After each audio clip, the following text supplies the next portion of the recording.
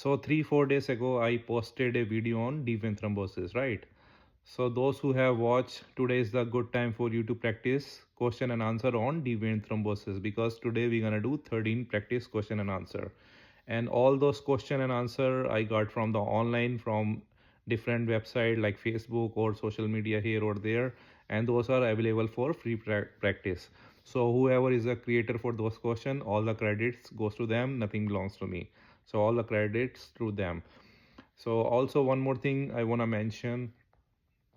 So when you are studying for your NCLEX exam, when you are doing practice question and answer, that is not enough for you. You also must need to know the content in order to understand the whole topic, and that way you will be able to crack your answer. Let's say if you are just studying random question, right? Random question, and people are telling you just do more practice question and answer. I know that is good thing, but you must have to understand the content, because if you don't understand the background, it's not going to be easy for you to crack the right answer. So let's say if you're studying random question and answer, right? So you got the topic on cystic fibrosis. So they will tell you cystic fibrosis, the diet that you need to give is high protein diet, right?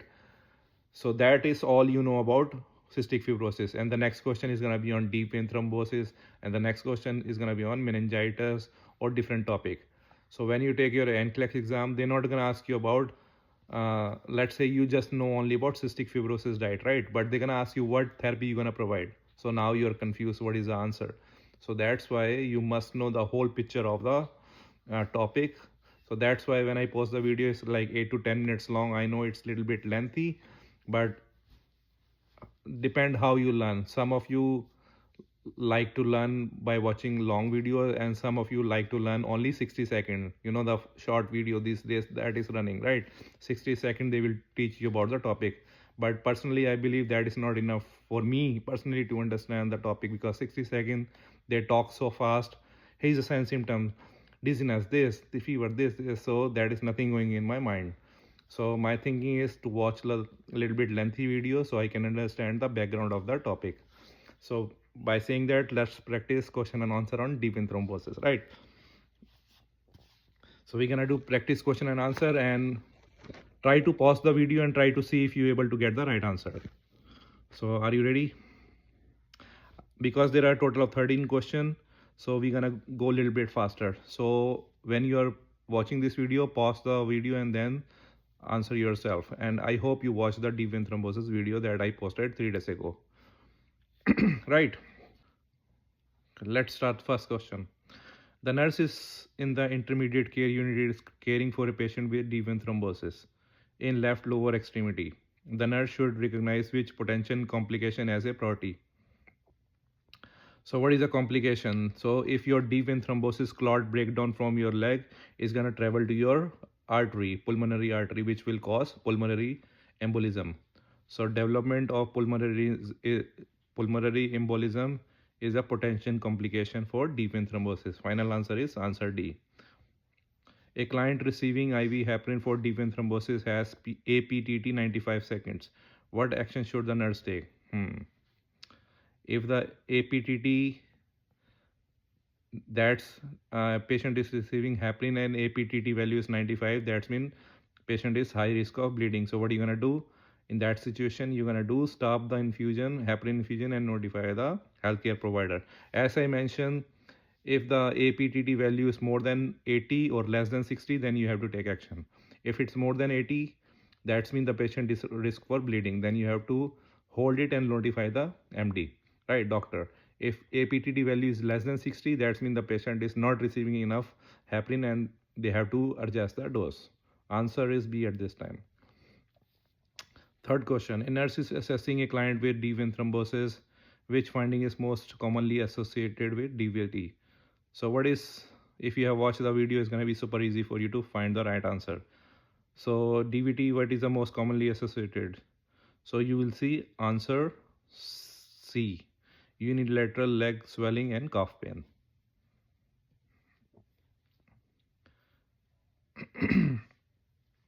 A patient with suspected deep vein thrombosis, what should you avoid? What should you avoid? You should avoid what? You should avoid massage the leg, because if you massage the leg, there is chances that the clot will break down and it will travel to your artery and will cause pulmonary embolism, right? Hmm. The nurse note a patient his leg is swollen, red, warm, and tender, suspected of deep vein thrombosis, right? The nurse anticipated the physician will order which lab test. So the physician, what will he order?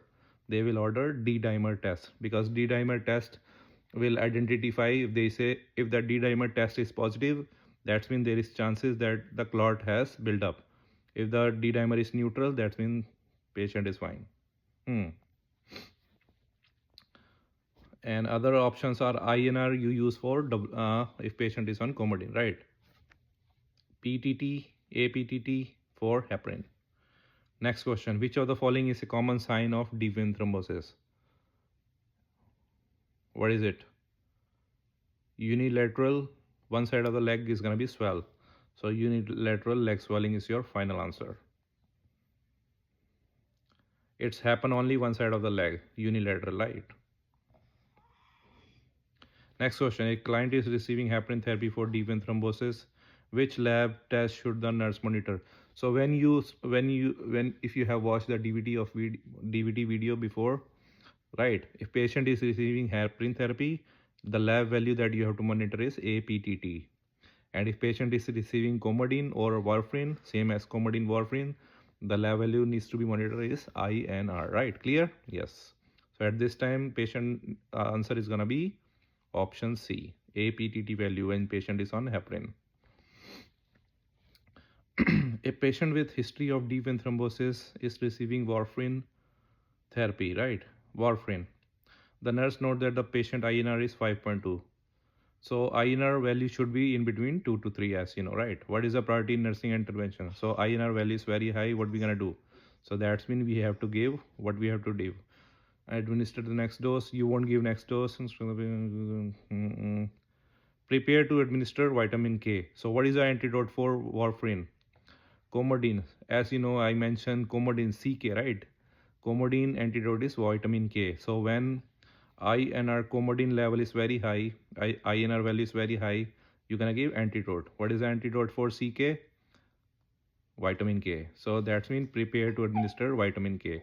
You give the antidote and then you notify the healthcare provider so they can adjust the dose, right? Option C. Next question, a client with deep vein thrombosis suddenly reports chest pain and shortness of breath. Which action should the nurse take? So that's mean if somebody reports chest pain, what happened? There is chances that the clot break down and travel to your travel to their lungs, right? Pulmonary artery, I mean. So what action we gonna do?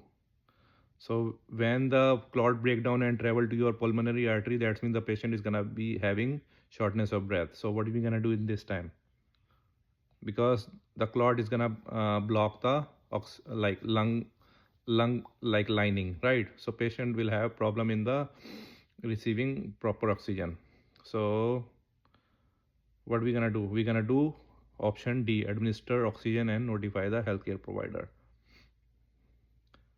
See, that's why you have to understand the whole topic of DVT. By knowing only one thing is not enough, because if you know the content, you will be able to crack the answer. Let's say if I know my content, right? Let's say the clot break down and travel to my lungs. So that's mean I'm not gonna receive any oxygenated blood. So I'm gonna have I'm gonna have problem of breathing, right? So I need a oxygen. So apply oxygen and notify the doctor so they can give some clot buster medication, thrombolytics, to break down the clot, right? Next question. A postpartum client report cough pain, warmth, and unilateral leg swelling. What is the priority nursing action?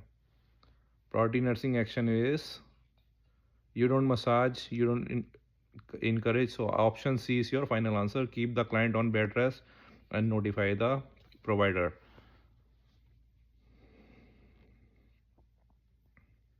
Because if you massage, it's gonna break down. If you encourage ambulation, patient is already reporting pain and warmth and leg is swelled. So best answer is bed rest and let the notify doctor.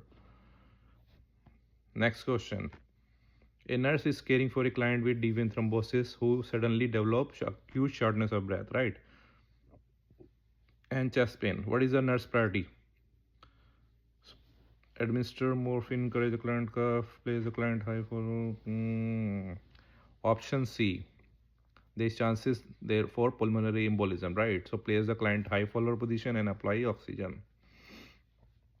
A nurse is caring for a client 12 hours after abdominal surgery, correct? Right. Which nursing action is priority for prevention of DVT? So as I mentioned, you know the Virchow triad, right? Stasis, those patients who are bedbound, paralyzed, those who are not moving much, there are high chances they could build the thrombosis. So in that situation, what we gonna do? So if somebody has surgery, you have to tell the patient to start walking. You have to assist with the walking, right? You have to emulate them. Wait. You have to emulate the patient, right? So what is the option? A nurse is encouraging client. See, option B is your final answer. Assist the client to ambulate in the hallway 3 times a day. Because if they start moving their legs, the blood circulation is going to be up and down. So they won't develop thrombosis. So I hope you are able to get most of your answer right. Again, if you have not watched the deep vein thrombosis video, make sure you watch it, and you will be able to correct and get all of your answer right.